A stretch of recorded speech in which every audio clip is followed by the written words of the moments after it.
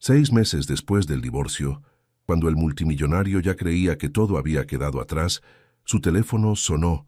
Ella te nombró como el padre. Una sola frase bastó para que el pasado regresara con fuerza, desenterrando secretos, dudas y una verdad que podría cambiarlo todo.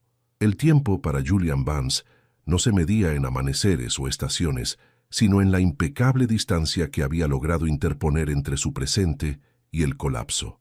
6 meses. 6 meses de un silencio acerado que había pulido su vida hasta convertirla en una superficie reflectante e inquebrantable. Era su propia obra de arte, un aislamiento forzoso, diseñado para que nada impredecible pudiera volver a penetrar.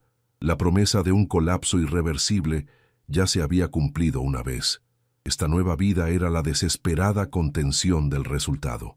Su ático en el centro de Manhattan era un templo a la lógica, vidrio y acero. El sol de la tarde se filtraba por las ventanas de suelo a techo, pero no conseguía calentar el mármol color ceniza. Eran las 7:00 p.m. y el ritual estaba en pleno desarrollo. Julian estaba en la cinta de correr de alta gama, en el gimnasio privado que daba al Hudson. El sonido sordo de sus zancadas era el único ritmo audible aparte del zumbido bajo del sistema de ventilación que mantenía el aire a una temperatura clínica de 21 grados. Físicamente, Julian era la quinta esencia del éxito, un hombre de 38 años que había construido una fortuna en capital de riesgo al entender que la emoción era el mayor riesgo en cualquier mercado. Sus músculos estaban tensos, su rostro esculpido por la fatiga controlada, pero debajo de la piel tensa, la consecuencia del evento que había reescrito su existencia era palpable, la ausencia de ligereza. Era un vacío perpetuo, un efecto secundario moral que lo mantenía despierto y, paradójicamente, lo impulsaba a funcionar a un nivel de precisión inhumano. 6 meses antes, se había despojado de un matrimonio de 5 años con Clara, y al hacerlo, había extirpado no solo una parte de su vida, sino la única parte que no había sido estrictamente lógica. Apretó el botón de la consola. La cinta se desaceleró con un suave murmullo electrónico. Mientras se enfriaba, Julian miró su reflejo en el espejo de la pared. No había euforia por el ejercicio, solo la satisfacción de haber mantenido la regla invisible que había dictado su supervivencia durante medio año. Control. Si no puedes controlarlo, destrúyelo y luego controla la nada que queda. Clara había sido el caos que casi lo devora. Ahora solo quedaba la nada, y él la dominaba con una disciplina espartana. Bajó de la cinta, y el silencio regresó con una fuerza casi física. Era un silencio opresivo, tensado por la posibilidad de cualquier sonido inesperado. Este era el estado de normalidad frágil que había construido. Cenaba solo a las 7:30 p.m. en punto, trabajaba hasta la medianoche y dormía con una dosis mínima de melatonina para asegurarse de no soñar. No había cartas, no había noticias, no había menciones de la mujer que había sido tan vital como su propio oxígeno. Mientras se dirigía a la cocina inteligente, notó un leve parpadeo en la pantalla de su teléfono de escritorio, un modelo antiguo y cifrado que solo utilizaba para llamadas de negocios esenciales. Era la señal de que un mensaje de texto había llegado. Lo ignoró. Los mensajes de texto eran una microtensión innecesaria, un hilo que podía llevar al desorden. Su asistente sabía que la comunicación debía ser formal y programada. Se sirvió un vaso de agua mineral fría, el hielo tintineando una sola vez en el cristal de Murano. Se detuvo en medio de la sala de estar. Algo no encajaba. La microtensión se intensificó. No era el parpadeo del teléfono lo que lo molestaba, sino la sutil presión en su pecho que precedía a cada recuerdo de Clara. Una sensación que había aprendido a identificar como el inicio de una brecha emocional. No, hoy no. La regla era clara. El pasado está sellado. El divorcio había sido caro, brutal y absolutamente definitivo. Había pagado el precio financiero sin pestañear. Era el precio emocional el que aún intentaba liquidar. Se obligó a concentrarse en la cena. El chef personal había dejado un filete de atún sellado, simple, sin salsas complejas. La comida era combustible, no placer, Estaba a punto de sentarse cuando el teléfono de escritorio, el modelo cifrado que nunca sonaba sin una cita previa de al menos 24 horas, comenzó a vibrar. No sonó. Simplemente vibró con una insistencia sorda sobre la superficie de madera pulida, un sonido que atravesó la paz artificial como un clavo. Julian se quedó inmóvil, el vaso de agua a medio camino de sus labios. La pregunta central se materializó. ¿Quién estaba en el control de este momento? Claramente, no él. Su primera reacción fue dejar que la llamada pasara a buzón de voz, como hacía con cualquier intrusión inesperada. Pero la persistencia de la vibración, rítmica y fuera de lugar, era una afrenta directa a su estructura. Era la inversión de poder. Algo externo estaba dictando su ritmo cardíaco. Caminó lentamente hacia el escritorio. La pantalla mostraba un número desconocido, sin identificador. No era una centralita corporativa. No era su abogado. Alargó la mano. El metal estaba frío. Respiró hondo, forzando la calma, convencido de que sería un vendedor o un error. En ese momento, se dijo a sí mismo, mantendría la falsa sensación de seguridad de que todo seguiría siendo predecible. Pulsó el botón de respuesta. Diga. Su voz, profunda y medida, no traicionó el ligero temblor en su mano. Hubo un segundo de silencio cargado de electricidad estática. Luego, una voz femenina, profesional y desapasionada, al otro lado de la línea. No era la voz que había esperado, si es que había esperado alguna. Era una voz distante, formal, con un acento que sugería una institución médica o legal, no una social. ¿Hablo con el señor Julian Vance? Sí. ¿Quién llama? Mi nombre es Amelia Reyes. Soy administradora de casos en el Hospital Universitario St. Jude, en Los Ángeles. Julian frunció el ceño. Los Ángeles. Él no tenía asuntos en Los Ángeles, y ciertamente no en un hospital. Su mente comenzó a catalogar posibles conexiones.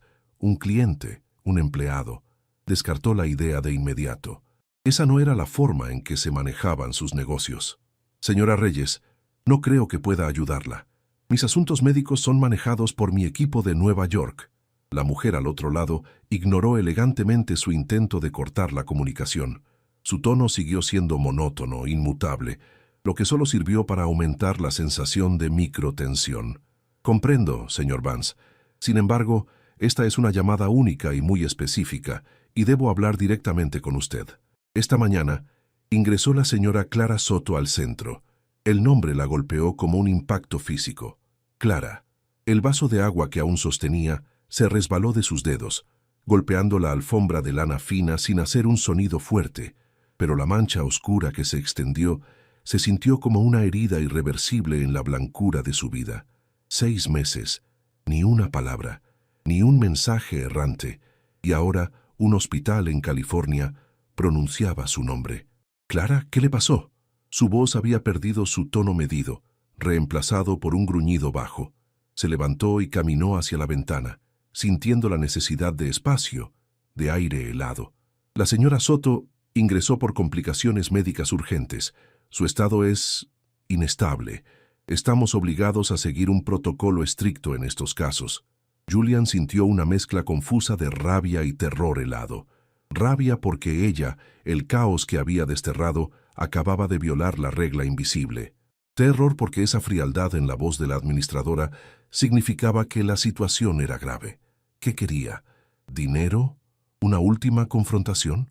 Señora Reyes, le recuerdo que la señora Soto y yo estamos legalmente divorciados. Mi implicación en cualquier asunto que le concierna cesó legalmente hace 6 meses. Debería contactar a su familia, no a mí. Hubo una pausa al otro lado. Una pausa que le hizo entender que estaba a punto de cruzar el umbral del no retorno. Lo sé, señor Vance. Tenemos la documentación de su divorcio.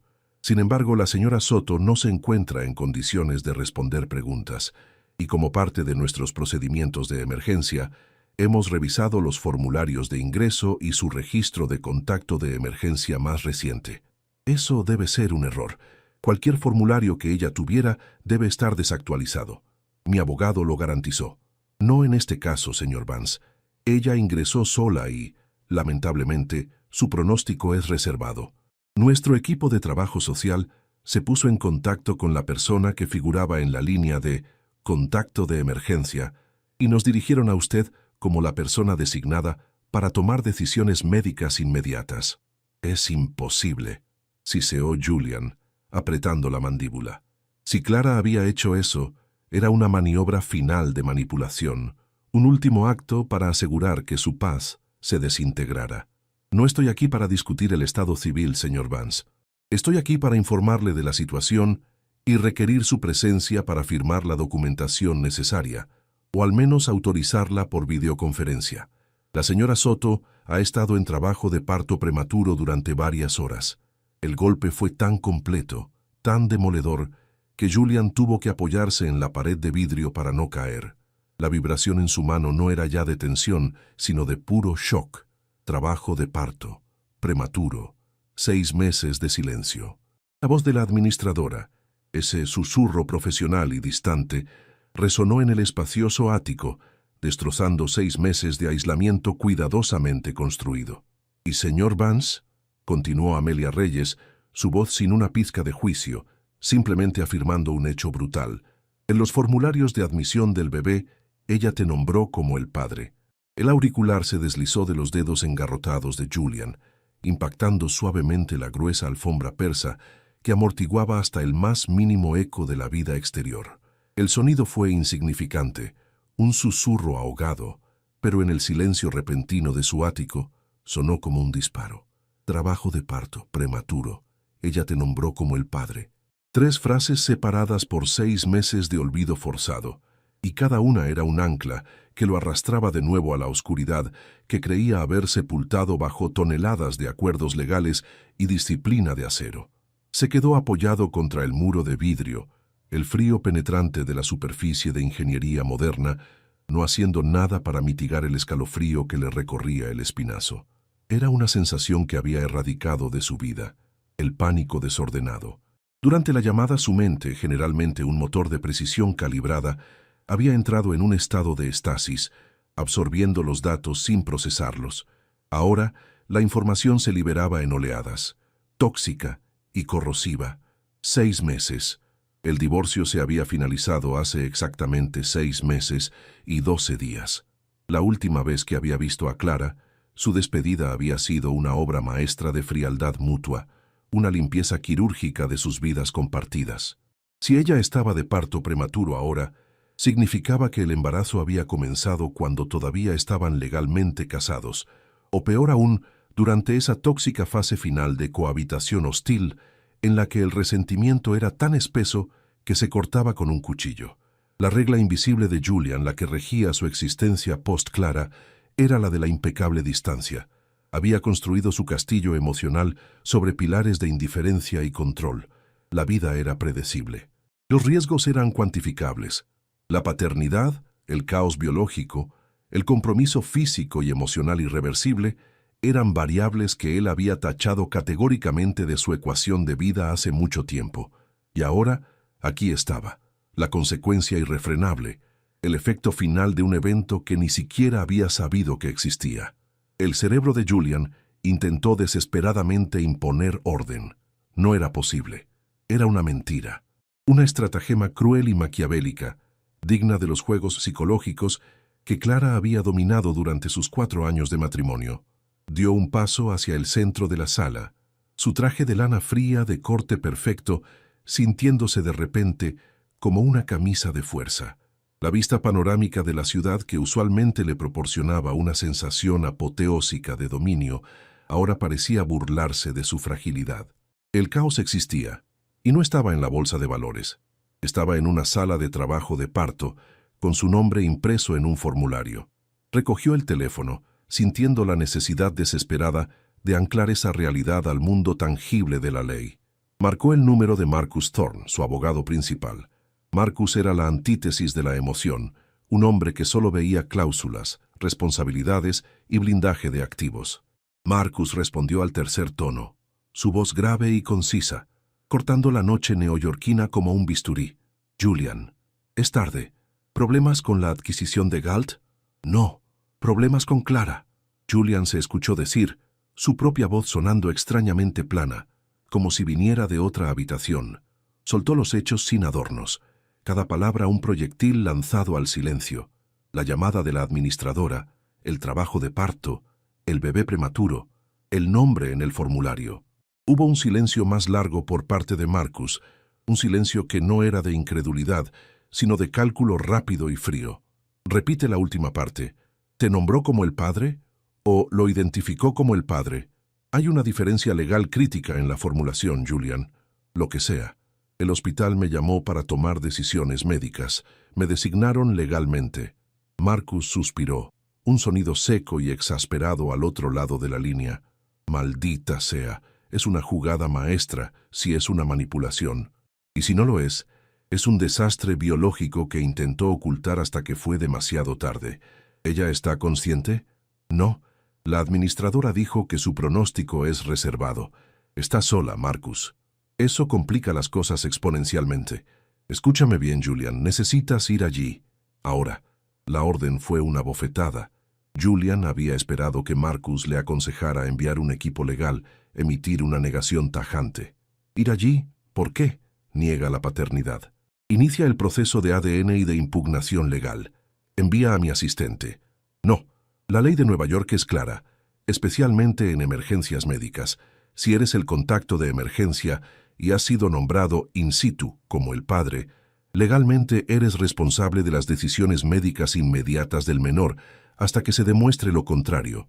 Un niño prematuro es una máquina de gastos. Y lo que es más importante, Clara te ha puesto en la posición más vulnerable, la bioética.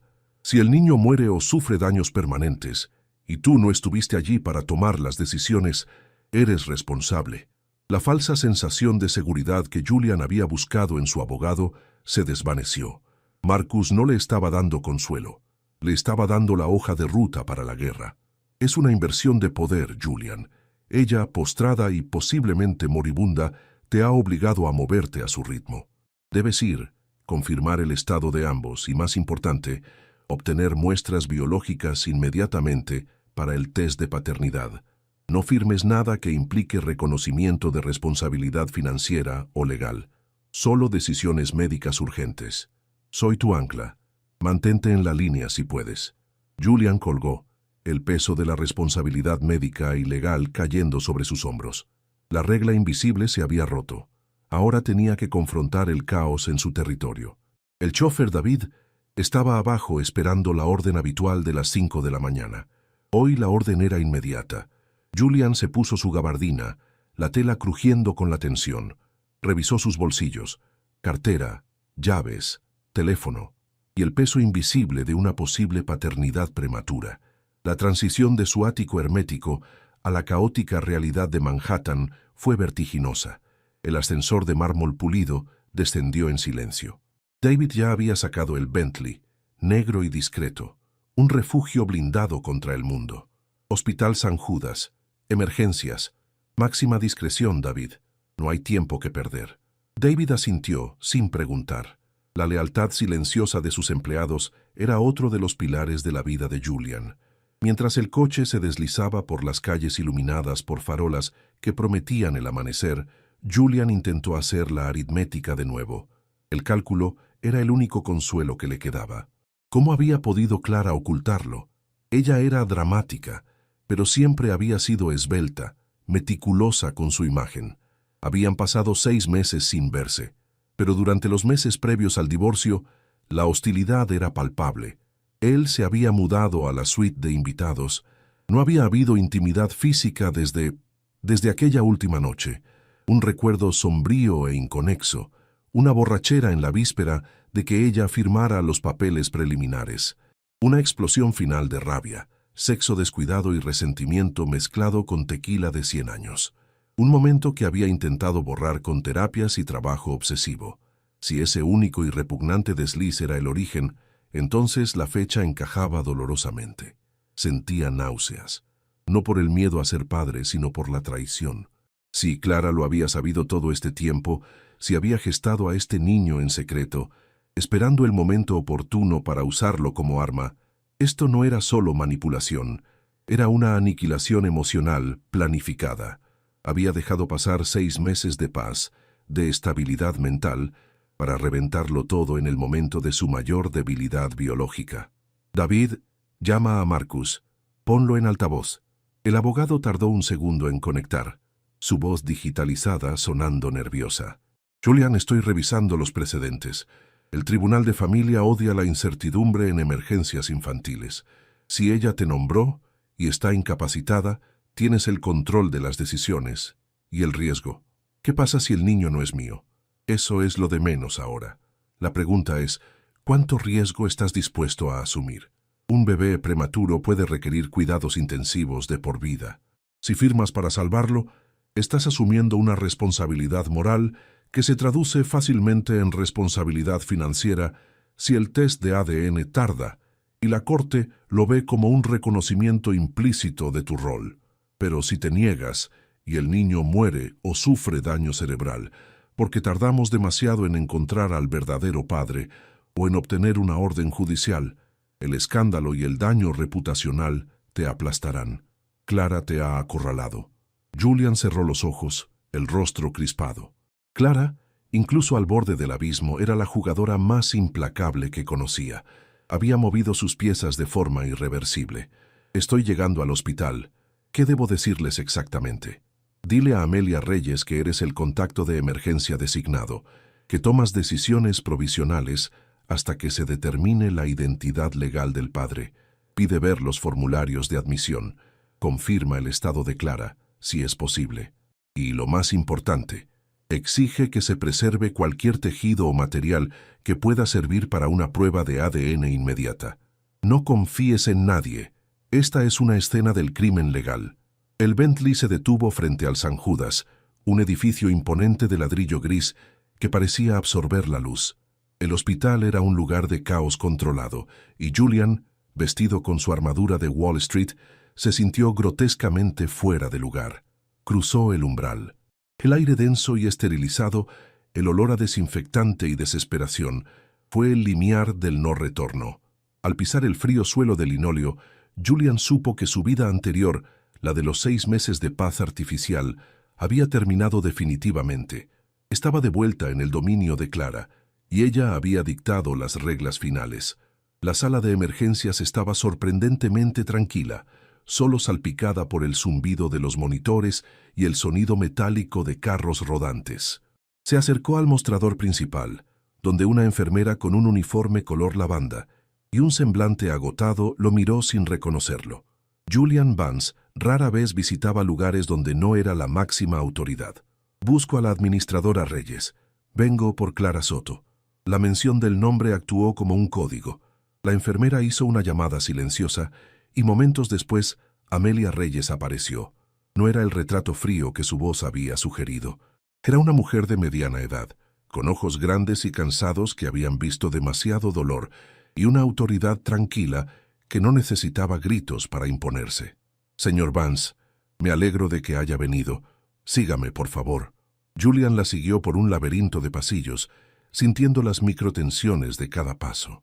Cada persona que pasaba era un posible testigo, cada cartel en la pared una advertencia sobre la fragilidad de la vida. La señora Soto está en cuidados intensivos después de una cesárea de emergencia. Tuvimos complicaciones, señor Vance. Hemorragia. Su estado se ha estabilizado, pero está intubada y no puede comunicarse. Julian asimiló la información con la frialdad que reservaba para las presentaciones de riesgo financiero. Cesárea, complicaciones, intubada. ¿Y el bebé? Amelia Reyes se detuvo frente a una puerta doble que llevaba a la unidad de cuidados intensivos neonatales, UCIN. La luz en el pasillo se hizo más tenue, más azul. Es una niña, extremadamente pequeña, señor Vance. Nació con 28 semanas, 3 libras. Está estable, pero la próxima semana es crítica. La palabra niña resonó. Una niña. No un problema legal abstracto. No una herramienta. Una entidad pequeña, biológica, luchando por la vida. Necesitamos su firma, señor Vance. Hay decisiones que deben tomarse inmediatamente sobre la ventilación asistida y la administración de un esteroide específico para madurar sus pulmones. Amelia le entregó una tabla con varios formularios, todos escritos con una jerga médica densa que Marcus no había tenido tiempo de desglosar. Julian se sintió atrapado entre la lógica legal y la presión moral. Estaba en el umbral, el punto en el que el dilema pasaba de ser sobre él mismo a ser sobre una vida que acababa de nacer. Antes de firmar nada necesito ver el formulario de admisión de la señora Soto, el que me nombra como contacto y padre, y necesito la garantía de que se tomarán muestras para una prueba de ADN. Hoy, Amelia Reyes no mostró sorpresa, simplemente asintió. Entiendo su posición, señor Vance. El formulario original está con trabajo social, pero tengo una copia. Y con respecto al ADN, es un protocolo estándar, aunque el proceso es delicado en un prematuro. Ella le entregó una hoja de papel doblada. Julian la desdobló. La letra de Clara era inconfundible, elegante, fluida, pero con un temblor de urgencia. En el campo de padre contacto responsable, su nombre, Julian Vance, estaba escrito en tinta negra. Y justo debajo había una nota garabateada a mano, evidentemente escrita antes del colapso, que la administradora había copiado para el archivo. En caso de que yo no pueda, él es el único. Confío en que él decidirá lo mejor. Una trampa emocional final, una falsa sensación de seguridad que lo hacía responsable no solo por ley, sino por confianza. Julian sintió la rabia hirviendo. Era la última de las microtensiones constantes. Ella no solo lo había nombrado, lo había ungido. Quiero ver a la niña. Amelia Reyes dudó por un instante, evaluando al hombre de traje inmaculado, cuya fachada de control se estaba agrietando bajo la intensidad de la situación. De acuerdo, señor Vance, pero será breve. Y recuerde, una vez que cruce esta puerta, las decisiones que tome serán registradas como suyas. Usted se convierte en la figura de autoridad. Ella abrió las puertas de la USIN, y Julian, el multimillonario que se había divorciado para asegurar su soledad, se encontró caminando hacia el lugar más ruidoso, vulnerable y biológicamente caótico que jamás podría haber imaginado. Iba a confrontar el colapso de su vida, encapsulado en una pequeña incubadora de vidrio. Estaba a punto de ver, por primera vez, la consecuencia física de su última noche con Clara. El sonido no era el silencio estéril que Julian había anticipado. Era una sinfonía metálica, rítmica y omnipresente, un coro de la tecnología luchando contra el colapso biológico. Había un zumbido constante, el bombeo regulado de los ventiladores, el bip, bip, bip insistente de los monitores de constantes vitales y el siseo intermitente del oxígeno a presión. La unidad de cuidados intensivos neonatales, USIN, era un paisaje de cristal y cables, inundado por una luz blanca y dura que no admitía sombras ni ambigüedades morales. Julian, vestido con su traje a medida de Savile Row, se sintió grotescamente fuera de lugar. Era un monumento a la previsibilidad y al control absoluto, invadiendo un espacio dedicado al caos primario. La doctora Reyes caminaba delante de él, su bata azul impecable, ofreciendo un débil contraste con el brillo de los equipos. Él la siguió sintiendo los ojos de otros padres, los que tenían permitido estar allí, clavados en su espalda, ojos cansados, llenos de una vulnerabilidad compartida que él no poseía y que no deseaba compartir. La fragilidad era contagiosa en ese lugar. Julian activó su mecanismo de defensa más antiguo, la disección intelectual. Esto no era más que un departamento de producción fallida. Las máquinas eran herramientas, las enfermeras, ingenieros especializados, y el problema, aunque doloroso, era finito y solucionable. Tenía que serlo. No había lugar para la emoción en la toma de decisiones críticas. Cruzaron una fila de incubadoras, cada una conteniendo una pequeña tragedia o un milagro incipiente. Los bebés eran diminutos, irreales, muchos con tubos que sobresalían de sus bocas o narices, cables pegados a sus pechos, sus cuerpos apenas visibles bajo las mantas térmicas. El aire era pesado, cargado con el olor a alcohol isopropílico y a leche tibia. «Su hija está al fondo, señor Vance», dijo Amelia en voz baja, sin mirar atrás. Su tono era profesional, pero tenía una dureza que indicaba que había presenciado esta escena de negación y shock miles de veces. Llegaron al final del pasillo. Allí, aislada ligeramente, había una incubadora de última generación, más grande y con más equipos de soporte que las demás. Julian se detuvo a medio metro. Su cuerpo se congeló en el umbral de su antigua vida. Esto era el efecto antes de la causa. 2. Manifestándose en su forma más brutal, la consecuencia física de una noche de imprudencia, 6 meses después, exigiendo su cuota. El niño dentro de la cúpula de acrílico era la criatura más pequeña que Julian había visto en su vida. No era un bebé en el sentido completo de la palabra, era una escultura de vida incompleta, un borrador biológico en papel cebolla. Estaba tan prematura, tan desesperadamente subdesarrollada, que la vista golpeó a Julian no como una revelación, sino como una ofensa contra el orden natural. Su mente corporativa gritó: error de diseño, deficiencia crítica. La piel era de un tono rojizo apagado, casi transparente, permitiendo ver las delicadas venas azules que serpenteaban por su cabeza y manos. Los párpados estaban hinchados y sellados, las cejas apenas una pelusa.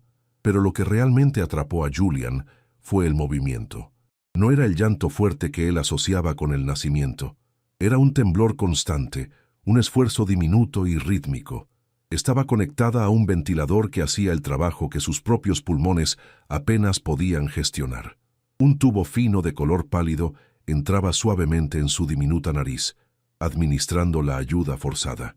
El monitor de constantes, justo encima de la incubadora, mostraba una línea verde picuda y constante, el latido de un corazón luchando con una valentía épica y silenciosa.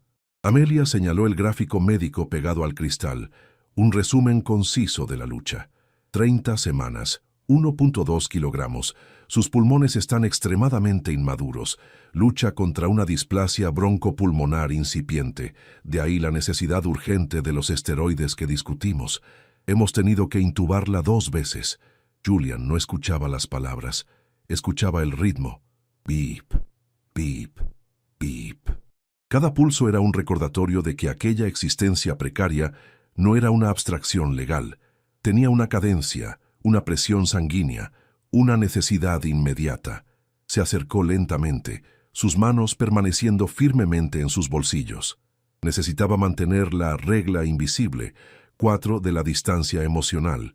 Si permitía una fisura, si sentía algo, su armadura se desmoronaría. Y entonces la vio. Justo en el centro del pecho minúsculo, apenas más grande que la palma de Julian, había una placa con su nombre escrito a mano por la enfermera. Eliza Vance, hija de Clara Soto. Eliza, el nombre. Clara no solo le había dado su apellido, le había dado una identidad para llevar. Julian sintió una microtensión fría recorrer su columna vertebral. 5. El enfado por la manipulación se mezcló con un pánico primitivo. Esto ya no era un problema de relaciones públicas o de un cheque de manutención. Esto era una persona nombrada que dependía de él. Intentó racionalizar. Si fuera un problema en el Consejo de Administración, ¿qué haría? Cortar las pérdidas, vender, desinvertir. Pero no se podía vender un bebé. No se podía desinvertir en el aliento. Miró más de cerca a la niña. Sus rasgos eran tan pequeños que parecían hechos de porcelana. Y de repente, Julian notó algo que lo golpeó con la fuerza de un puñetazo al plexo solar.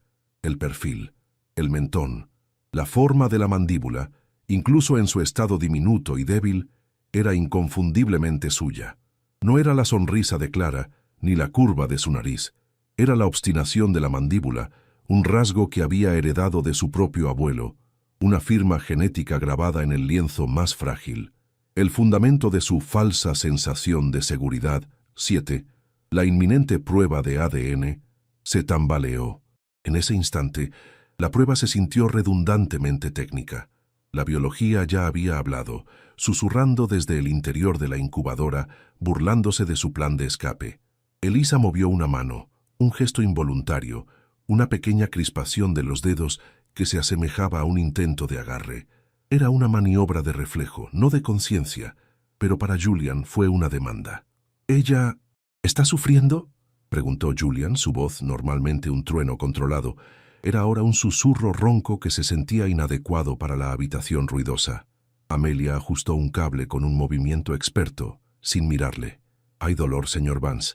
No podemos mentir sobre eso, pero la sedación está siendo cuidadosamente administrada. Está luchando, luchando». Julian Vance nunca había respetado a un oponente más pequeño. Estaba presenciando una inversión de poder. 8. Él era el titán del mercado global, capaz de mover miles de millones con una llamada, pero era completamente impotente aquí. La niña, de 1.2 kilos, ejercía una gravedad moral que lo estaba atrayendo hacia una decisión que cambiaría su existencia. Ella tenía el poder, porque su mera supervivencia era ahora el centro de su universo. «Necesitamos que tome una decisión, señor Vance», recordó Amelia, volviendo a la realidad tangible de los formularios y la legislación. «La ventana para los esteroides pulmonares se está cerrando. Cada hora cuenta». Julian se inclinó un poco más sobre el cristal, sus ojos fijos en el pecho de Elisa, observando la respiración superficial y asistida.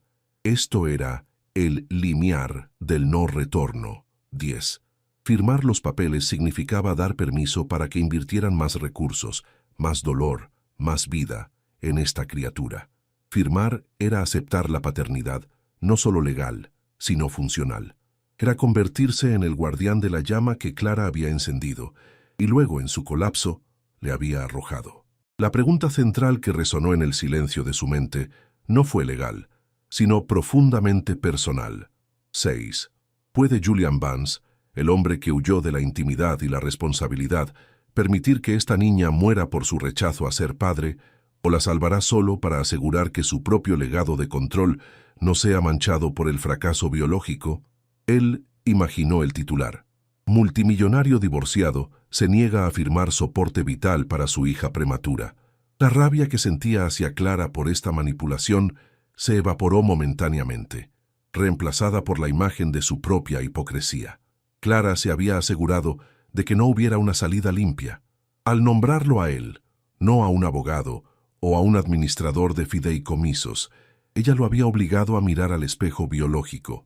Ella lo había forzado a confrontar el hecho de que él era capaz de crear vida, aunque solo fuera como una negligencia. Julian deslizó una mano fuera de su bolsillo y la colocó sobre el cristal frío de la incubadora, justo encima de donde yacía la cabeza de Elisa. El calor de su palma no podía transferirse, pero el gesto fue una concesión, un derrumbe del muro. «Si no administramos el esteroide, ¿cuáles son sus posibilidades?», preguntó, sintiendo el peso de la autoridad. «Muy bajas. Menos de un 10% de supervivencia viable sin complicaciones graves», respondió Amelia, la honestidad médica cortante y directa. «¿Y si lo hacemos y ella sobrevive?». Julian cerró los ojos un instante, preparándose para la respuesta que venía con un precio mucho más alto que cualquier adquisición corporativa. «Si sobrevive, tendrá una larga lucha por delante, señor Vance. Meses, quizá más, aquí, y usted será el responsable de cada decisión, de cada terapia, de cada minuto de esa lucha, legal, financiera y moralmente». El pánico de Julian se transformó en una calma fría y calculada. La escalada sin repetición, 9, estaba completa. Había pasado de discutir la validez de un contrato a decidir si una vida debía recibir una oportunidad de luchar. Julian se enderezó, retirando la mano del cristal. La imagen de la diminuta mandíbula obstinada de su hija se había impreso a fuego en su retina. La lógica del escape había muerto en el umbral de la UCIN. No podía irse y permitir que su propia sangre se ahogara por falta de una firma. «Tráigame los formularios», ordenó, su voz recuperando algo de su antigua resonancia, ahora teñida de una gravedad ajena al ambiente de la sala de juntas. «Firme el consentimiento para el tratamiento y organice los procedimientos de ADN de inmediato. Pero le diré una cosa, doctora Reyes. Esta es una contingencia que no pedí. Y si resulta que no es mía, cada decisión que tome desde este instante será facturada, legalmente y personalmente, a la señora Soto». Amelia asintió con una expresión que era una mezcla de alivio profesional y entendimiento sombrío. Sabía que Julian Vance no era el tipo de hombre que se marchaba a mitad de una batalla, incluso si esa batalla se libraba dentro de una caja de acrílico. Él había cruzado el umbral, se había convertido en el guardián de Elisa. «Muy bien, señor Vance. Le informaré a la enfermera principal para que administren la medicación. Y en cuanto a los formularios de consentimiento y la prueba de ADN, estarán listos en mi oficina». Ella se alejó para dar las órdenes, dejando a Julian solo de nuevo con el ritmo insistente de los monitores. Julian dio un paso más cerca de la incubadora, acercando su rostro al cristal. Vio de nuevo el pequeño temblor, la lucha silenciosa. Se había divorciado de Clara por la pureza de su soledad y el mantenimiento de su control. Ahora, solo 6 meses después, se encontraba firmando contratos vitales para una hija que no conocía, y su soledad había sido invadida por un pánico y una responsabilidad que nunca antes había imaginado. Julian Vance, el hombre que había planeado meticulosamente cada aspecto de su vida adulta, ahora solo podía esperar. Esperar a que unos esteroides químicos funcionaran y esperar por una prueba de ADN que, en el fondo de su corazón, ya sabía que era una mera formalidad. Había firmado su sentencia de no retorno, y la única persona que se beneficiaba de ello, la única persona que había ganado este juego cruel y silencioso, dormía plácidamente en el centro de cristal, inconsciente del cataclismo que acababa de desatar. Se quedó allí, de pie, el ruido constante del hospital resonando en el silencio de su mente. La vida que él había creado y que había intentado evitar con tanta diligencia, ahora tenía su nombre, Elisa Vance, y él no podía abandonarla. No todavía, quizá nunca. Se quedó allí, de pie, el ruido constante del hospital resonando en el silencio de su mente. La vida que él había creado y que había intentado evitar con tanta diligencia, ahora tenía su nombre, Elisa Vance, y él no podía abandonarla. No todavía, quizá nunca. La doctora Reyes regresó con la formalidad de un notario trayendo un contrato de adquisición hostil. Sostenía una carpeta azul y un formulario sellado en plástico que contenía los hisopos estériles para la muestra de ADN. «Señor Vance», dijo Amelia, su voz baja y profesional, «el personal de neonatología necesita 10 minutos para administrar los esteroides y monitorizar la respuesta. Con su permiso, podemos tomar las muestras ahora mismo». Julian asintió, su mirada fija en el diminuto brazalete de identificación de Elisa. Era un pequeño rectángulo de papel que proclamaba su existencia. Se apartó de la incubadora con un movimiento rígido que revelaba el esfuerzo que le costaba mantener la compostura. El hospital no era su entorno natural. Aquí sus reglas de control férreo se enfrentaban a la anarquía biológica. El proceso de muestreo fue rápido, casi impersonal. Un técnico tomó el hisopo de la mejilla de Julian, lo selló y lo colocó en una bolsa de evidencia junto a la muestra igualmente estéril, extraída discretamente de la bebé. Julian sintió un escalofrío al entregar la bolsa. No era solo saliva, era la entrega de su última línea de defensa. La ciencia era imparcial, pero en este caso, él sabía que la ciencia ya había perdido el litigio ante la intuición. «Los resultados de paternidad», explicó Amelia cerrando la carpeta, «debido a la urgencia médica, serán procesados como prioridad. Los tendremos en un plazo máximo de 24 horas. Mientras tanto, le hemos asignado la habitación de espera familiar en el ala oeste. Es privada y tiene conectividad para que pueda trabajar». Trabajar. La palabra sonó hueca. ¿Qué trabajo podría ser más urgente que este? Durante las siguientes horas, la sala de espera asignada se transformó en la estación de comando Vance. Julian, incapaz de estar pasivamente inactivo, llamó a su jefe de personal, Liam, para reorganizar por completo su agenda, cancelando juntas en Singapur y delegando una adquisición multimillonaria que llevaba meses negociando. La explicación a Liam fue lacónica, un sello de acero sobre un volcán. Asuntos familiares imprevistos y críticos. Necesito que se asegure de que la oficina no se incendie. Yo no estoy disponible. La fragilidad de la normalidad se rompía con cada llamada. Julian, vestido con un traje de $3,000 que parecía totalmente fuera de lugar entre el café rancio y los folletos sobre lactancia, intentaba imponer su orden en un universo diseñado para el caos. Había una regla invisible en su vida. La distancia mantenía el respeto y el poder. Aquí, esa regla se había pulverizado. Estaba demasiado cerca, física y emocionalmente, de la contingencia que lo había humillado. Cada 20 minutos, una enfermera, la señorita Elena, entraba para darle un informe conciso. La tensión se manifestaba en microfricciones constantes. La saturación de oxígeno de Elisa se mantuvo estable, señor Vance, pero todavía necesitas soporte ventilatorio.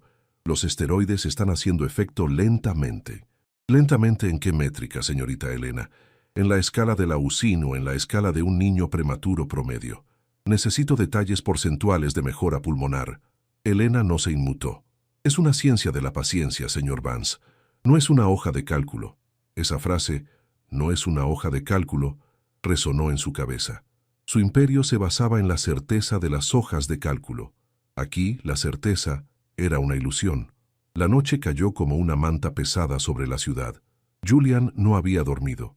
Había pasado las horas en el pasillo, mirando a través del cristal de la UCIN. La luz azul de los monitores se reflejaba en su rostro, dándole un aspecto espectral. Él no podía dejar de observar a Elisa, midiendo su respiración por el ligero inflar y desinflar de su pecho, buscando la prueba de que su intervención había funcionado. Finalmente, a las 10 de la mañana del día siguiente, con el sol pálido filtrándose por las ventanas, Julian se permitió atender la única tarea que había pospuesto: enfrentar a Clara. Había intentado predecir la conversación, ensayando en su mente argumentos legales y preguntas acusatorias, pero el ejercicio era inútil. ¿Cómo se acusa a una mujer que te ha arrojado a la cara la consecuencia física de vuestro matrimonio fallido?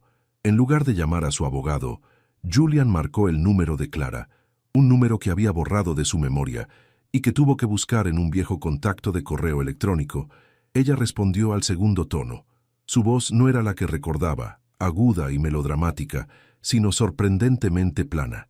«Julian», dijo Clara, sin sorpresa. Estaba esperando la llamada. «Estamos en el Hospital St. Jude de UCIN. Necesito que vengas. Ahora». Hubo un silencio que se extendió, llenando el espacio con la pregunta central no respondida. ¿Lo hizo a propósito? ¿Sabía ella que él era el padre cuando decidió no decírselo? «Yo no puedo. Estoy débil». «¿Cómo está ella?» «Está bajo tratamiento intensivo, y tú te estás poniendo excusas. Te nombramos como el padre en el formulario de consentimiento médico. La ley requiere que tú estés presente y que aclares los hechos». «¿La ley o tú?», replicó ella, un atisbo de su antigua acidez reapareciendo. «Tú no te preocupas por la ley, Julian. Te preocupas por la limpieza. Esto está lejos de ser limpio, Clara. Y sí, es la ley. Y también el protocolo del hospital. Necesitas confirmar tu estado de salud y proporcionar cualquier historial prenatal que omitiste convenientemente antes de que esto se convirtiera en una crisis de vida o muerte. Y no me mientas». El tono de Julian era glacial, pero Clara detectó la fisura debajo del hielo, la tensión. «Llegaré en 1 hora», finalmente cedió. «Pero solo te diré una cosa. Yo nunca mentí. Yo no planeé esto. Simplemente sucedió». Ella colgó. La ambigüedad era su arma. 1 hora y media después, Clara Soto entró en la sala de espera familiar. Vestía ropa ancha, aún con esa hinchazón residual de un parto traumático, y su rostro estaba fatigado, sin el maquillaje que solía usar como armadura. Parecía más pequeña, menos formidable que la mujer con la que se había divorciado. Julian estaba de pie junto a la ventana, observando el tráfico que se movía a una velocidad que él ya no podía igualar. Se giró, cruzando los brazos sobre su pecho, un gesto defensivo que rara vez usaba. «Siéntate, Clara». Ella no lo hizo. Se mantuvo a una distancia respetuosa. «¿La viste?», preguntó ella, su voz apenas un susurro. «Sí, es muy pequeña. Se llama Eliza». «Lo sé. ¿Y bien? ¿Me vas a leer la cartilla? ¿Me vas a decir que arruiné tu vida perfecta?» Julian sintió una punzada de rabia fría. «No tengo tiempo para recriminaciones sentimentales. Dime la verdad, Clara. ¿Por qué el silencio? El divorcio se finalizó hace 6 meses. Si estabas embarazada en ese momento, lo sabías. ¿Por qué no me informaste?» Clara se acercó lentamente a una silla, tocando el borde pero sin sentarse. La normalidad frágil de su encuentro se sostenía por un hilo invisible de decoro social. «Cuando firmamos los papeles, Julian, yo estaba de 3 meses, apenas visible, pero lo sabía, y tú lo dejaste muy claro. No querías ataduras. Ni siquiera me preguntaste por qué querías el divorcio, simplemente lo exigiste.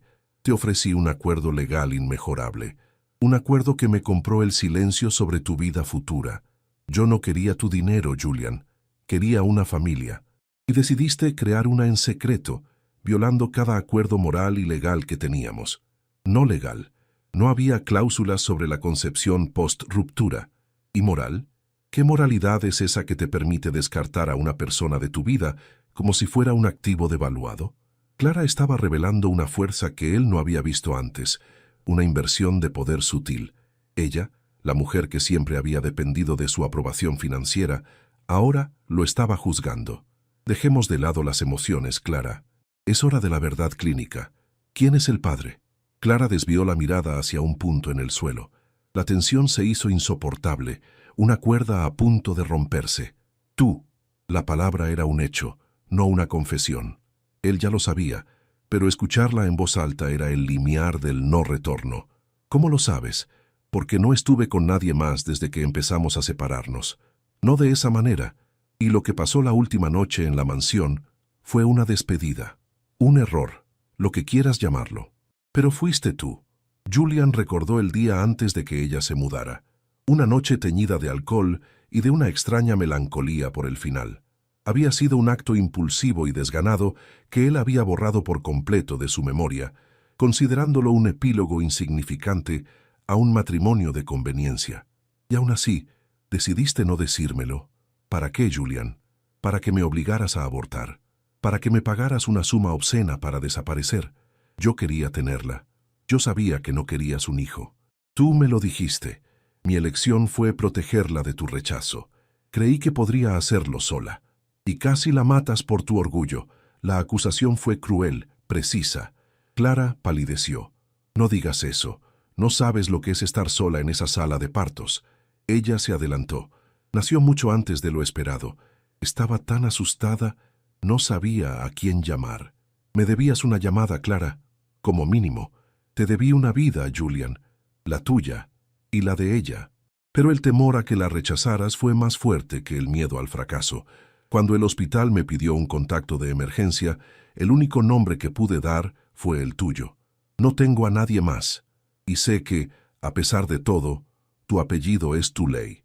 Y Tuley es la protección. Ella no le estaba pidiendo perdón. Estaba explicando su desesperación. Esto renovó la curiosidad de Julian. Ella no estaba actuando con malicia, sino con la lógica torcida de alguien que había roto la regla invisible de su vida. No involucrar el corazón en los contratos. El ADN estará aquí esta noche, anunció Julian, volviendo a la frialdad de los números. Será una formalidad, pero necesito que entiendas algo. Acabo de firmar mi vida a este hospital y a este niño.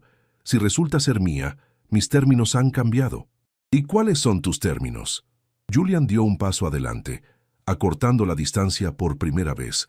Su voz era baja, pero cargada de la autoridad que recuperaba cuando se sentía desafiado en su propio terreno. Mis términos son la custodia absoluta. Tú la pusiste en riesgo. Yo la sacaré de esto. Tendrás acceso, supervisado, regulado, pero yo tomo las decisiones. Yo no te permitiré fallar de nuevo en algo tan vital. Clara lo miró con los ojos llenos de lágrimas contenidas. ¿Me estás quitando a mi hija? No, estoy tomando posesión de mi sangre y te estoy ofreciendo un trato. Tú colaboras, recuperas la salud y nos aseguramos de que Elisa sobreviva. Si te opones, usaremos cada centavo y cada abogado para demostrar tu negligencia al ocultar esta información y poner en riesgo la vida de la bebé. Era la táctica Vance. Inversión de poder. Él había sido la víctima de un engaño. Ahora, él era el controlador del destino. Clara no pudo responder. Abrió la boca, pero solo salió un sollozo ahogado. Se sentó pesadamente, apoyando la cabeza entre las manos. «Tengo que verla», dijo finalmente con voz quebrada. «La verás. Pero antes, debes hablar con la doctora Reyes sobre tu historial médico completo, sin omisiones». Julian salió de la habitación dejando a Clara con las consecuencias inmediatas de su encuentro. La sala de espera se sentía cargada, una cámara de eco de verdades incómodas. Regresó al pasillo de la UCIN. La señorita Elena le hizo una seña, invitándolo a acercarse al cristal. «Señor Vance, los esteroides están teniendo un impacto significativo. Parece que la saturación está mejorando. Hemos podido reducir el soporte del ventilador en un 10%. El 10%. Para Julian, que solo entendía el 100%, era un avance microscópico, pero en ese momento se sintió como una victoria geopolítica. Se acercó a la incubadora. Elisa yacía allí, todavía un milagro minúsculo, pero su rostro parecía menos contraído. Julian pensó en la confrontación con Clara. La rabia se había desvanecido, reemplazada por una concentración brutal. Su vida ya no era solo suya. Había un contrato de por medio, escrito con sangre, y él estaba obligado a cumplirlo. A las 11 de la noche, un mensajero uniformado y serio llegó al hospital. La doctora Reyes lo interceptó, y minutos después entró en la sala de Julian con un sobre de papel grueso en la mano. Julian no necesitaba que le dijeran que era el informe de ADN. Era el aviso, el último punto antes del clímax. «Señor Vance», comenzó Amelia sentándose frente a él. Los resultados llegaron. Julian no se movió. El aire en la habitación se hizo denso y estático. Él miró el sobre. Contenía la verdad completa, la destrucción oficial de su antigua vida. Sabía lo que diría, pero la formalidad era necesaria para la validación de su nuevo contrato.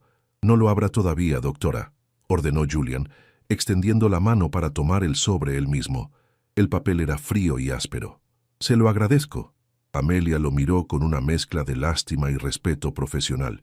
Ella no podía entender que para Julian el poder no residía en el conocimiento, sino en el momento de la revelación. Él necesitaba sostener esa verdad en sus manos antes de permitir que penetrara. Amelia se levantó y se fue. Julian se quedó solo, el sobre sellado en su puño. Era el límite, el umbral. Estaba a punto de cruzarlo irreversiblemente. Afuera, en la usina, Elisa Vance luchaba por cada bocanada de aire, completamente inconsciente de que el hombre más controlador del hemisferio acababa de recibir la prueba de su destino compartido. Julian no abrió el sobre. Simplemente lo colocó en la mesa, como si fuera una bomba de tiempo con un temporizador ya iniciado, y se dirigió de nuevo hacia la ventana de la unidad, obligado por la fuerza de la nueva vida que no había solicitado. La pregunta central ya no era si ella era suya. La pregunta ahora era, ¿qué clase de padre sería? Y más aterrador aún, ¿podría esta niña frágil, esta prueba viviente de su vulnerabilidad, derribar todo el imperio emocional que él había construido para sí mismo? Julian Vance, el hombre que había planeado meticulosamente cada aspecto de su vida, respiró hondo. Un sonido áspero en el silencio de la sala. El precio de lo que había sucedido ya estaba siendo pagado, no en dólares, sino en el colapso de su soledad. El sobre yacía en la mesa, intocable, un simple pedazo de papel, pero con el peso de la eternidad. La eternidad, pensó Julian, no era un concepto infinito, sino la longitud exacta de los 30 segundos que le tomó volverse desde la ventana de la usina hasta la mesa de café donde yacía el sobre, un trozo de papel demasiado inocuo para el peso que contenía. Su sombra se alargó sobre el piso de linóleo pulido del hospital, una figura esbelta y oscura que parecía diseñada para absorber toda la luz y toda la calidez de la pequeña habitación. El sobre no era solo el resultado de un análisis genético, era la lápida de su antigua vida y el acta de nacimiento de una nueva, no para la niña, sino para él. Era el umbral irreversible. Se acercó lentamente. Cada paso, una demolición silenciosa de las murallas que había erigido durante 40 años.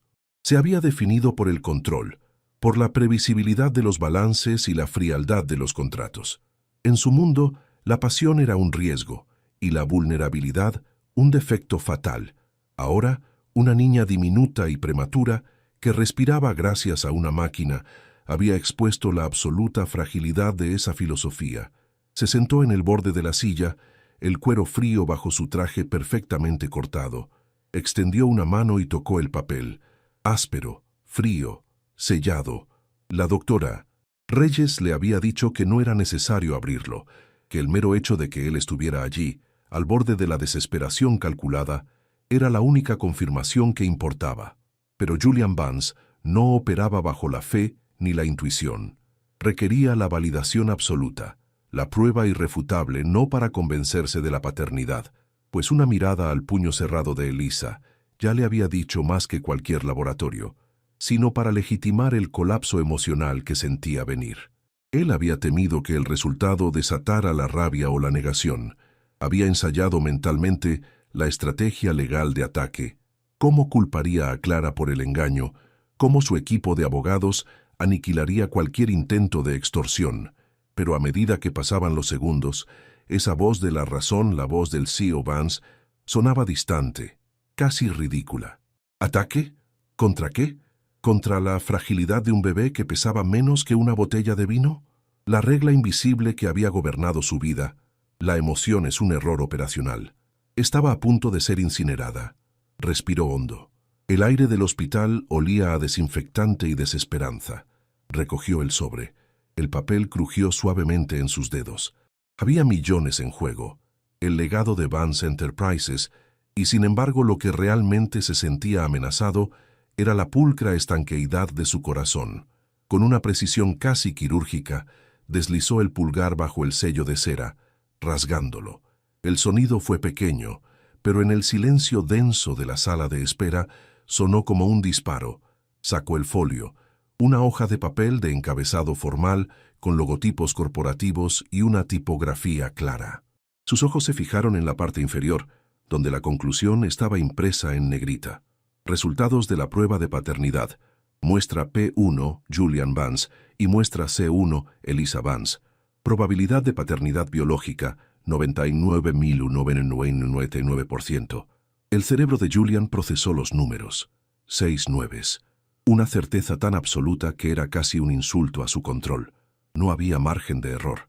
No había escapatoria. No había dudas que pudiera explotar legalmente. Dejó caer el papel en su regazo, sin sentir la necesidad de volver a leerlo.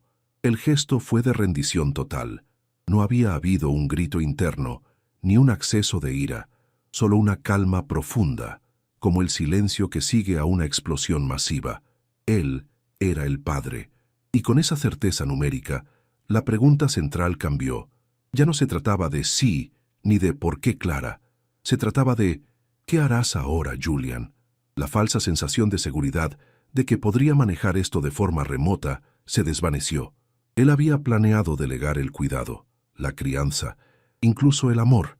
Podría haberla mantenido a distancia, una cuenta bancaria opulenta y un equipo de guardaespaldas como única contribución. Pero al mirar el informe, se dio cuenta de que no quería hacerlo. La idea de que otro hombre o mujer se sentara junto a esa incubadora, presenciando su lucha, reclamando ese vínculo primario, le produjo una náusea helada, una posesividad territorial que no sabía que existía. El control había invertido su vector. Julian ya no luchaba por controlar su propia vida contra la niña. Ahora lucharía por controlar el entorno para la niña. Se levantó, doblando el informe de ADN con el mismo cuidado con el que un soldado dobla una bandera tras una batalla. Lo guardó en el bolsillo interior de su chaqueta, cerca del corazón, un secreto que era también su nueva constitución. Caminó de vuelta al cristal de la usina. Elisa Vance seguía allí, una criatura de porcelana y tubos. Sus pulmones eran débiles, pero su voluntad, canalizada a través del constante pitido de los monitores, era monumental. Esta fue la inversión de poder. Punto 8. El hombre que doblegaba consejos de administración y derribaba economías estaba arrodillado, metafóricamente, ante un ser que pesaba 2 kilos y que no podía ni abrir los ojos. La escalada sin repetición lo llevó a un límite físico. Ya no podía mirar a través del cristal, tenía que estar más cerca. Abrió la puerta de la sala de espera y buscó a la enfermera de turno. Le pidió que le permitiera entrar a la unidad, argumentando su derecho legal y la necesidad de establecer contacto, citando investigaciones sobre el beneficio del contacto piel con piel, todo ello con la fría elocuencia que solía usar para negociar acuerdos de miles de millones. La enfermera, aunque reacia, llamó a la doctora Reyes. 5 minutos después, Amelia regresó, con la expresión grave. «Señor Vance, la unidad de neonatos es estéril. Solo contacto estricto y bajo supervisión. Dada la condición de Elisa, será un riesgo». «Es mi hija», declaró Julian, la frase sin emoción, pero con el peso de la autoridad absoluta. Era la primera vez que la pronunciaba en voz alta. «No estoy pidiendo permiso, doctora. Estoy estableciendo el protocolo. Amelia entendió. El hombre que estaba allí no era un padre asustado, sino el general que había tomado el mando del campo de batalla. Le proporcionaron a Julian una bata, guantes y una mascarilla. El ritual de vestirse con el equipo estéril se sintió como una armadura, pero una que, paradójicamente, lo preparaba para la rendición, no para la lucha. Entró en la UCIN. El ambiente era sofocante, lleno del zumbido de la tecnología médica. Respiradores, bombas de infusión, monitores cardíacos que emitían un ritmo constante de vida intermitente. Julian se acercó a la incubadora de Eliza. El vidrio protector estaba ligeramente empañado por el ambiente controlado. Vio a su hija de cerca por primera vez. Su piel era casi transparente, moteada por la prematuridad. Una maraña de cables y tubos parecía demasiado vasta para su pequeño cuerpo. El límite del no retorno, punto 10, no fue el informe. Fue este instante de proximidad física. La doctora Reyes estaba a su lado, observando con cautela. El contacto visual no es posible, pero el tacto sí es suave. Puede ayudar a estabilizar su frecuencia cardíaca, señor Vance. Julian asintió, incapaz de hablar. Su garganta estaba apretada, no por el llanto, sino por la acumulación de décadas de emociones reprimidas que buscaban una salida. Lentamente se inclinó sobre la incubadora. Había 2 puertos de acceso redondos, como ojos de buey en la coraza de cristal. Julian dudó. Sus manos. Esas manos que habían firmado documentos que cambiaban el destino de las ciudades, se sentían burdas, peligrosas. Eran herramientas de poder, no de ternura. Pero tenía que hacerlo. Introdujo una mano en el puerto. El aire dentro era cálido y húmedo. Sus dedos se movieron con una lentitud inédita, acercándose a la diminuta mano de Eliza, que yacía abierta junto a una cánula intravenosa. El clímax único e irreversible, punto 11, ocurrió cuando el contacto se hizo. La palma de Julian era ancha y callosa. La mano de Eliza era del tamaño de una moneda de 2 euros. Cuando sus pieles se rozaron, el bebé, quizás por instinto o por puro reflejo, cerró su puño diminuto sobre el dedo índice de Julian. Fue un agarre sorprendentemente fuerte, un anclaje. En ese momento la regla de Julian, el control total, se rompió. No fue una lágrima, no fue un sollozo, fue un colapso físico, interno. Julian sintió un calor punzante que se extendió desde ese punto de contacto, viajando por su brazo hasta su pecho. Era el dolor agudo y dulce de que algo que había estado congelado durante años se estaba descongelando violentamente. Ya no había Vance Enterprises, no había Clara ni divorcio. Solo había un hombre, arrodillado ante una incubadora, siendo sujetado por una criatura cuya vida dependía de él. La verdad no era que él era el padre biológico. La verdad era que, por primera vez en su vida, Julian no se sentía solo. Sentía la necesidad, la obligación de proteger esta vida, y esa necesidad era más poderosa que todos los miles de millones y todos los contratos que había negociado. El monitor cardíaco de Eliza, que había estado errático, pareció nivelarse momentáneamente, el pitido haciéndose más suave, más rítmico. Julian no se atrevió a moverse. Se quedó allí, con el dedo atrapado, experimentando una paz brutal. La consecuencia inmediata, punto 12, fue la decisión. Sin quitar la mirada ni el dedo, Julian se dirigió a Amelia con la voz baja, ronca, una voz que rara vez utilizaba, despojada de su tono imperioso habitual. Doctora Reyes, a partir de ahora, Eliza Vance recibirá la mejor atención médica privada disponible en el mundo. La transferiremos a una instalación que yo supervisaré personalmente, con un equipo exclusivamente dedicado a ella. Prepare los trámites. Y necesito que me dé una actualización cada hora, no cada turno. Quiero los nombres de sus mejores neonatólogos. Mañana por la mañana, este hospital firmará un contrato de exclusividad para retener al equipo de enfermeras que la ha cuidado hasta ahora. Amelia, acostumbrada a la frialdad corporativa de Julian, se sintió desarmada por la intensidad de su mirada. Era una orden de protección total, no una maniobra de relaciones públicas. Señor Vance, el traslado será seguro. Mis equipos están ya trabajando en la logística. Necesito la luz verde médica. ¿Tiene mi luz verde?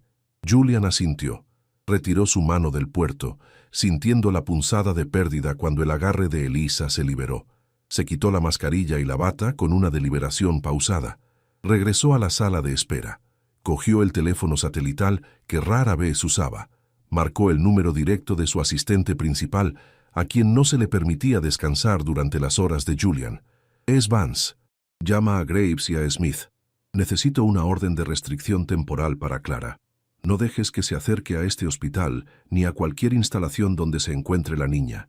Y, añadió deteniéndose un momento, cancela todo mi calendario por un mes. El jet estará disponible para mí a demanda. Hubo una pausa en la línea. Su asistente nunca había escuchado tal cosa. Señor Vance, cancelarlo todo. ¿Y el trato con Singapur? El trato con Singapur esperará. Tengo un contrato más importante que cumplir. Colgó sin esperar respuesta. Se sentó de nuevo en la silla, ya sin la urgencia frenética de minutos antes. El silencio final, punto 13, se instaló. Ya no miraba la incubadora con temor o resentimiento, sino con una aceptación absoluta. Su soledad se había roto, reemplazada por una presencia silenciosa pero inmensa. Julian Vance, el hombre que había controlado su destino, se dio cuenta de que su destino ahora le pertenecía a una niña de 2 kilos. Cerró los ojos, el informe de ADN rozando su piel. Por primera vez en 6 meses y quizás en toda su vida, no estaba planeando, ni luchando, ni escapando. Solo estaba, un padre en el umbral de su nueva vida, sosteniendo un peso que no era de oro, sino de carne y sangre, y se sintió completo. Si habías llegado hasta aquí, comprendiste que el verdadero precio del divorcio no se paga con dinero, sino con la vida que se te obliga a aceptar después. El hombre que se fue de la unidad de cuidados intensivos esa noche no era el mismo que había entrado. Había dejado a Julian Vance atrás y había nacido un guardián. El peso de la eternidad finalmente había encontrado un hombro sobre el cual descansar.